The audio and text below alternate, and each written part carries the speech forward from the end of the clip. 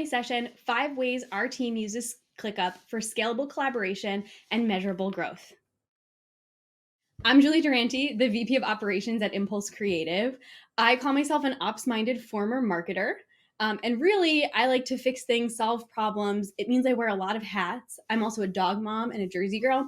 You can find me everywhere on social media at RealJuliD. I'd love to connect with you, and I especially love after a conference when I get pictures of your pets. So if you do feel like sliding into my DMs, that's what I'd like to see. Thank you. Here at Impulse Creative, we are a full-service digital agency. We're celebrating our Sweet 16 this year, and we've spent the last 10 years as a HubSpot partner. We are an elite solutions partner, and we've transitioned over the 16-year period from a full-time in-office crew to sort of a hybrid crew into full-time remote. Over the last 3 years, we've tripled the size of our team, and we've seen about 5x revenue growth in the same time period. So we've had a lot of growth in a short window of time. In my role, my key question is, does everyone have what they need at work to be successful? And as we've grown, they haven't always. So in 2021, that meant we felt a little bit of panic. Oh no, the size of our business is doubling. It's going to break, so we need to break it. In 2022, we said, let's break it. Let's rebuild so that for 2023, we're setting ourselves up for success to thrive. To do that, we decided we needed to make work magical. And that's not just for our clients and our customers, but also for our team. So we came up with 5 key areas of focus to make that magic happen. The first is an experience-driven employee process. The second was providing ground-up guidance on how we work and why we do things. We decided Dazzling documentation was super crucial for what we do. We needed to resource our rock stars and make automation amazing to enable all of our new systems. So the first thing on that list, an experience-driven employee process. 2 questions I always ask at work. What does it feel like to work with us for our clients? And what does it feel like to work for us for our employees? If either of those is less than a 5-star experience, we're not hitting our objectives. So to make things more magical, right, we decided to start with that feeling and then reverse engineer everything around it. What kind of communication does a client need to feel great about working with us? What type of results and reporting do they need to see from their marketing agency? What do employees need to know and see and feel and have access to for psychological safety at work? And all of these things come together in some really key measurable ways. So we look at our customer reviews as well as our employee reviews to know if we're on target, right? That 5-star experience often coincides with some type of 5-star rating and review somewhere.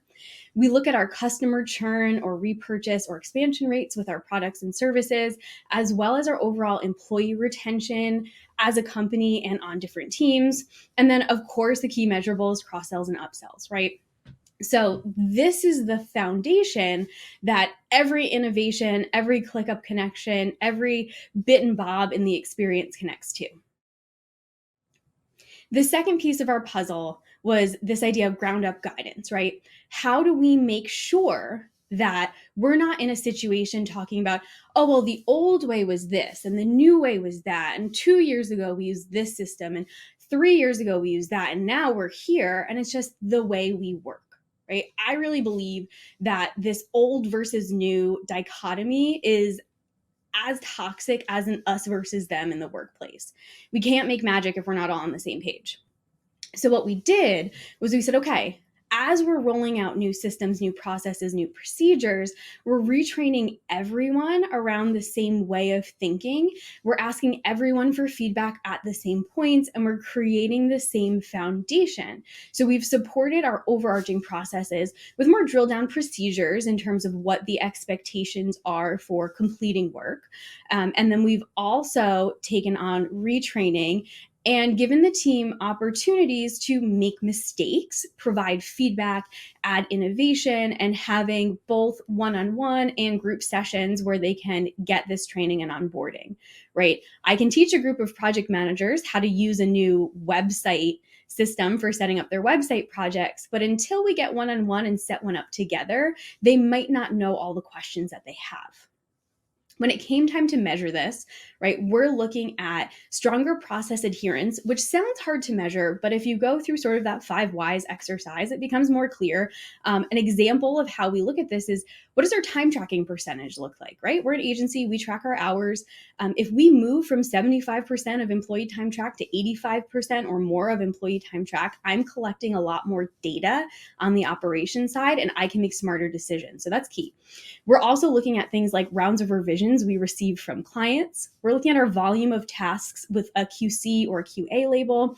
And we're also looking at late tasks and delivery timelines to know, hey, are we pushing things? Are things lingering? Are we giving folks enough time in between the steps here to meet these individual objectives?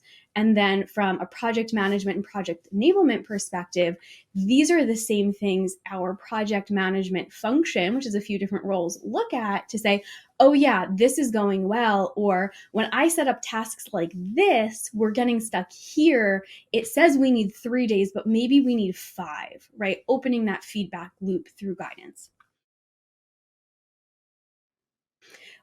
The foundation of this, the starting point, was getting everyone also on the same page in ClickUp. So we established some guidance, right, on how our spaces even live. So we start with a space that represents a client. We always say we'll have a client shared folder. We have individual projects as separate folders as well. And then being able to nest our lists and our documentation within those folders to make sure we have that consistency project to project. We also went a level deeper with this, and we took some time to think about how are we using lists versus tasks versus subtasks versus custom fields. And we created a system for how each fits into our arc of work. So in our system, generally speaking, we look at lists as being time-bound units, whether they're months of a retainer, phases of a project. We look at tasks as deliverables, the things that make up the project that we actually sell, and subtasks as our procedures. And as we've gotten that alignment, we're able to see and say, oh, this works well, this doesn't, because we have that consistency that enables reporting and aggregation of time. So I mentioned documentation in that task list. And as we've grown, something that's also happened is the complexity of the projects we're doing and taking on has changed. We've introduced revenue operations or RevOps as a service, and we've started taking on website development projects that are almost more akin to software development projects. And that's a big mind shift for our team and changes the way we work. It also changes the way we scope. It changes the way we sell. Big, big change. So when we look at this, we start to say, okay, how does the team know what they need to do to complete this project? And how are we giving them the information they need in a way where they can still learn and grow and be trying new things in their role? So, a couple things we've done here is add lots of documentation layers, right? We have internal documentation, and you saw that in those folders, right? Every folder that's just for us also has documentation that's just for us. We also have client shared documentation, so things like project charters and requirements, change logs, timeline changes, etc., are all documented and shared with clients right in ClickUp. They always know where to go to get that information, and all their project information, whether they have us for one thing or 75, is all together in one place. When it comes time to measuring if this is working, we look at things like estimated versus actual time. Are we scoping correctly and understanding how long things will take? Are our projects in general profitable? Speaks again to actual versus estimated time. We look at scope additions and project enhancements. Is there the team navigating scope creep? Is the work high quality and meeting these goals so clients trust us with more? And are we pushing our timelines? Are we keeping them? Are we able to accelerate and move faster? All of those things tie back to this idea of, do we know what it takes to get the project done and how to do that work? These are some examples of our documentation. We love an emoji at this company. So the fact that we can associate documents in ClickUp with emojis, we can drill down, we can have this nested structure is really exciting for us. So we've really embraced it, and I encourage you to do it too. One thing I have found with procedure adherence, even things like filling out a form for a project request, right? A design brief. If it can be a little bit more fun, I've found that people tend to do it more and you see adherence be better. So if you can make your documentation fun, I encourage you to do that and take that step. Okay, Rockstar resourcing. I've worked at a few different agencies. I work with a lot of people at this agency who have worked at other agencies, and resourcing is mission critical, really hard, a moving target, not very fun, but again, the most important thing. At the end of the day, our clients can't be successful if we can't shift their work. And that means I need a way to ensure everyone has the right amount of work to do. Now, ClickUp has a great built-in workload tool that we use to help with this, but we also look at things like capacity by role, right? So often at an agency, you're looking at overall utilization rate, you're looking at these blended averages, but maybe you're forgetting that your managers need time to manage their people, not just do the client work, right? Things like that become very important as we progress and grow and scale. So capacity by role as a breakdown becomes important. We also need to look at efficiency from different team members. Is someone onboarding? Are they learning something new? Are we maybe deciding to take a hit on project profitability because Sally is ready to learn something new? And we know it's going to take her a little while longer, but it's a great opportunity. Are we understanding the difference between the workload, the amount of work that's actually assigned in a tool like ClickUp or anywhere else, versus the capacity, the amount of work we think someone should be able to do in that time period? And do we understand how much time people still have available? So this is actually something that we're getting to the point where we can sell to. I can say, okay, based on the tasks and subtasks that are assigned in ClickUp and all of these systems we've put in place, we've projected out how full the team is for the next, let's say, quarter. And that means Molly, my director of sales and marketing, can go ahead and ask her team to focus on selling marketing retainers instead of website projects, or focus on bringing in that big software development piece instead of falling back to a big marketing strategy project. And it helps us prioritize even at the very beginning. When we did this, we said, oh, we need to think about how our task assignment procedure and process feeds that workload tool. So we've actually moved into that hierarchy that I described earlier, where all of our subtasks are assigned out per that procedure. And what that ends up looking like, right, is every time something changes hands, it goes from strategy to production. It goes from production to QC, from QC to client, etc. There's a separate subtask with a separate time estimate, and sometimes there aren't for very specific reasons, the separate time estimate for getting that done. And we've made the decision that subtasks always get time estimates, right? If I'm asking you to do something, that something takes time. And parent tasks get scoped with the ClickUp Sprint Points app. Two really important pieces that work together to help us understand how long does this take versus what did we scope it for, and start, again, getting that measurable data into the system while we have reliable workload measurement. The last piece of the puzzle for us was making automation amazing. And this is where ClickUp really starts to shine. So we want to make sure every process, every system we create is easy for people to use in a way that ensures consistency, right? We want to reduce the friction of assigning tasks, of setting up projects in the right way. And although I think friction can be positive, and that's a different session entirely, we really wanted to make sure we weren't adding this infrastructure that made our project managers absolutely crazy. So we decided to go ahead and use some checkbox-based automation, some drop-down automation, and those really robust filters and custom fields to make some magic happen behind the scenes. So we're looking for things like positive employee feedback to come in and tell us, hey, does the team like using these templates? Do they feel like it's easy? Is the perception positive, right? Are we actually getting those assigned tasks in the system versus having a bunch of unassigned subtasks? Do we know that due dates are set up correctly and timelines are moving in the right way in the system, not just lingering stuff that doesn't have anything attached to it?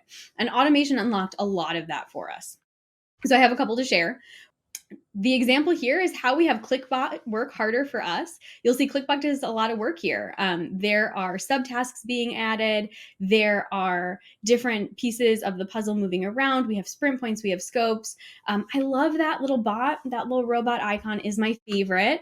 And we're doing that with checkboxes, right? So our scopes for implementation of a website have lots of variables. Sometimes we do SEO. Sometimes we write content. Sometimes the content takes longer to write than others or is a higher word count. Sometimes we do image selection. Sometimes we're just optimizing the images that are already there. Sometimes pages are in the navigation and other times they're not. So what this is enabling us to do is have our project managers take that implementation sitemap that they use to scope the project, check some boxes, and then all of a sudden they get this whole breakdown of all these subtasks added along the way. It's a beautiful thing. It's been really positive so far. And we're excited to incorporate more and more of this into our systems and processes. It truly is amazing. And when I figured out I could do this, it was easily the thing I'm most proud of in my life.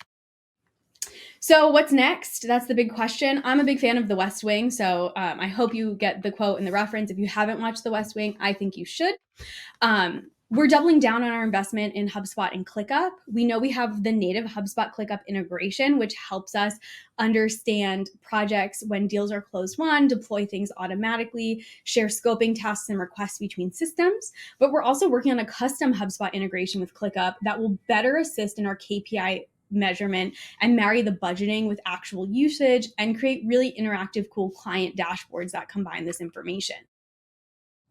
We use Tetra as our knowledge base. And as we're building more, we're adding more and more of these procedures, these expectations for how work is done to Tetra specifically. And then all of our templatized ClickUp tasks link over to those articles. So this is something that takes quite a bit of time to build out, but really enriches the experience of doing the work.